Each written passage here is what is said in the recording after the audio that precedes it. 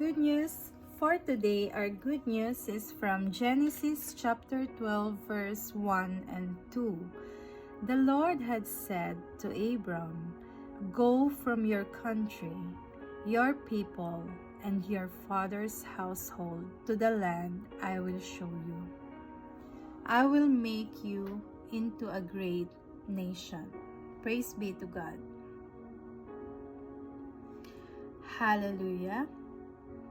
Sinabi ni Yahweh kay Abram, "Lisanin mo ang iyong bayan, ang tahanan ng iyong ama at mga kamag-anak at pumunta ka sa bayang ituturo ko sa iyo.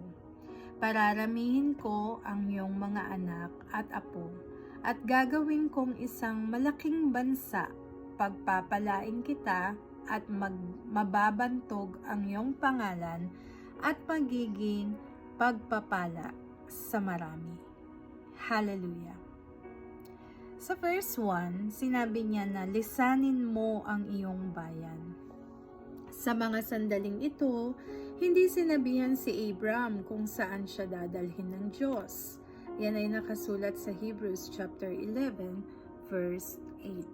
Sa halip, siya ay naglakbay sa ilalim ng tuwirang paggabay ng Panginoon. Hallelujah. The way God leads us always requires faith. Like Abraham, for Abraham to reach his destiny meant he had to leave his comfort zone of family, friends, and blessing and take steps of faith into unknown. Our God is a moving God. He's taking you on a journey. The place of blessing is going to move. It may not always be physical as it was for Abram. Sometimes it is your thinking. You have to leave limited mindsets. You have to quit telling yourself you're not qualified and take that new position at work, teach that class, or volunteer at the church.